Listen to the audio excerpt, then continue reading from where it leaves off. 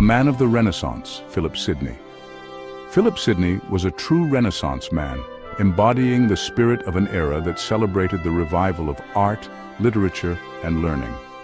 He was a writer, a soldier, and a courtier, seamlessly blending the roles of a warrior and a scholar. Born in 1554, Sidney's life was tragically cut short when he died at the age of 31 in a battle in the Netherlands. His death was a significant loss to the literary and political world of his time. Despite his short life, he left a lasting mark on English literature, influencing countless writers and poets who came after him. Sidney was a key figure in the Elizabethan age, a period marked by the reign of Queen Elizabeth I and a flourishing of English culture. This was a time of great change and upheaval in England, with the country experiencing significant social, political, and cultural transformations. The country was undergoing a religious reformation, which brought about profound changes in the way people thought and worshipped. There was also a growing sense of national identity, as England began to see itself as a unified and distinct nation.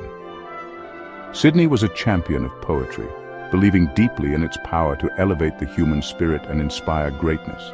He believed that poetry had the power to make people better, to educate and uplift them, and to instill a sense of moral virtue. He argued that poetry could teach, delight, and move people to virtue, making it an essential part of a well-rounded education. In his own time, Sidney was best known for his poetry and his prose romance, Arcadia, which was widely read and admired. But his most enduring work is an essay called An Apology for Poetry, in which he passionately defends the value of poetry against its critics. In this essay, Sidney eloquently argues that poetry is not just a form of entertainment, but a powerful tool for teaching and inspiring virtue. His ideas about the transformative power of poetry continue to resonate with readers and writers today, making his work timeless and relevant.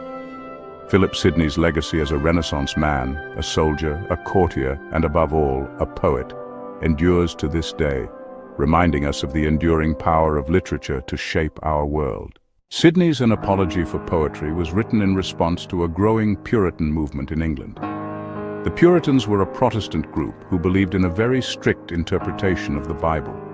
They saw poetry and drama as frivolous and even dangerous. One Puritan writer, Stephen Gosson, had written a book called. In it, he attacked poetry, calling it the mother of lies. Sidney felt compelled to defend his beloved art form. Sidney's apology is a carefully constructed argument. He systematically addresses each of the Puritan criticisms. He does so with wit, eloquence, and a deep understanding of classical literature. Sidney argues that poetry is not inherently immoral. In fact, he believes that it can be a powerful force for good. One of Sidney's main arguments is that poetry is a form of teaching. He points out that the ancient Greeks used poetry to educate their children. Homer's epics, for example, were seen as a source of moral instruction. Sidney argues that poetry can teach us about history, philosophy, and even science. He says that poetry can make these subjects more palatable and easier to remember. He uses the term sugar-coated pill to describe this. But Sidney also recognizes that poetry is more than just a teaching tool. He believes that it has the power to delight us as well. Sidney argues that poetry can give us pleasure through its beauty, its wit, and its emotional power. He says that poetry can transport us to other worlds and allow us to experience different emotions. Sidney argues that poetry can also teach us about ourselves. He believes that through the verses and stanzas, we can delve into the depths of our own psyche. He says that poetry can help us to understand our own emotions and motivations. By engaging with the poet's words, we can reflect on our own feelings and desires, often uncovering truths we were previously unaware of. By reading about the experiences of others, we can gain insights into our own lives. The struggles, joys, and sorrows of characters in poetry mirror our own, providing a lens through which we can examine our personal journeys. Sidney also believes that poetry can help us to connect with something larger than ourselves. It can elevate our thoughts and emotions, linking us to the universal human experience. He says that poetry can give us a sense of the sublime, the transcendent, and the divine. Through the beauty of language and the power of imagery, poetry can transport us to a higher plane of understanding. This idea of poetry as a path to higher truths is central to Sidney's defense of the art form. He passionately argues that poetry is not just a form of entertainment, but a vital tool for personal and spiritual growth. He sees poetry as a bridge between the material world and the realm of ideas. It serves as a conduit through which we can explore abstract concepts and eternal truths. Sidney was heavily influenced by the ancient Greek philosophers, particularly Plato. He adopted Plato's belief that poetry could lead us to a deeper understanding of the world around us. He believed that poetry could help us to apprehend the forms, which were the eternal and unchanging essences of things.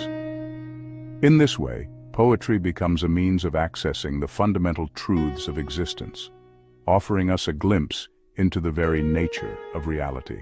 Section 5. Lies and Abuse. Addressing the critic's concerns. Sidney also addresses the charge that poetry is the mother of lies. He argues that poetry is not concerned with literal truth. Instead, poetry deals in what he calls imaginative truth. Sidney says that the poet is free to invent characters, situations, and even worlds. But even though these creations are not real, they can still teach us something true about the world. Sidney also argues that the abuse of something does not negate its potential for good. He points out that wine can be abused by drunkards, but that does not mean that wine itself is bad. Similarly, just because some people use poetry for immoral purposes, that does not mean that poetry itself is immoral. Section 6. Poetry and Philosophy.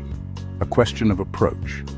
Sidney compares poetry to history and philosophy. He argues that all three disciplines are concerned with the pursuit of truth, but he believes that poetry is superior to the other two because it is more effective at moving people to virtue. Sidney says that history is limited by its focus on particular facts. Philosophy, on the other hand, can be too abstract and difficult to understand. Poetry, Sidney argues, strikes a perfect balance between the two. It is both concrete and universal. It can appeal to both our heads and our hearts.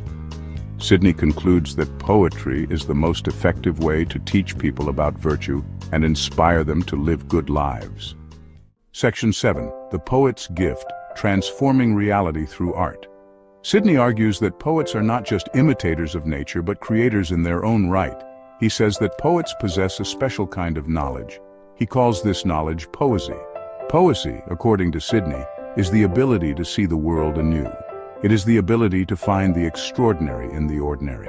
It is the ability to create something beautiful and meaningful out of words. Sidney believes that poets are born, not made.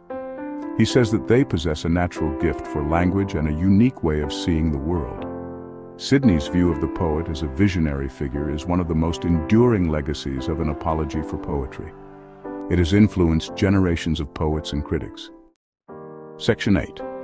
Sidney's Legacy, a Lasting Defense of Poetry. Sidney's An Apology for Poetry is one of the most important works of literary criticism ever written. It stands as a monumental piece that has transcended time, offering insights that are still relevant in today's literary discussions. It is a powerful and eloquent defense of the value of poetry. Sidney argues that poetry is not just a form of entertainment, but a vital means of expressing human experience and emotion. He believed that poetry has the unique ability to teach and delight simultaneously. It is also a fascinating glimpse into the mind of a true Renaissance man. Sidney was not only a poet, but also a soldier, courtier, and scholar. His multifaceted life is reflected in his writing, which combines intellectual rigor with deep emotional insight. Sidney's essay has had a lasting impact on the way we think about poetry. It challenged the prevailing notions of his time and laid the groundwork for future literary criticism. His arguments have been studied and debated by scholars for centuries. It helped to establish poetry as a serious and important art form. Before Sidney, poetry was often seen as a lesser art compared to philosophy or history. His work elevated the status of poetry, arguing that it could convey truths in a way that other forms of writing could not. It also helped to shape the development of English literature. Sidney's ideas influenced not only his contemporaries but also future generations of writers and poets. His emphasis on the moral and educational value of poetry resonated through the ages. Sidney's ideas about poetry were particularly influential on the Romantic poets of the late 18th and early 19th centuries. The Romantics, with their emphasis on emotion and individualism, found a kindred spirit in Sidney's Defense of Poetry. Poets like William Wordsworth and Percy Bysshe Shelley echoed many of Sidney's arguments in their own defenses of poetry. They too believed in the transformative power of poetry and its ability to capture the essence of human experience.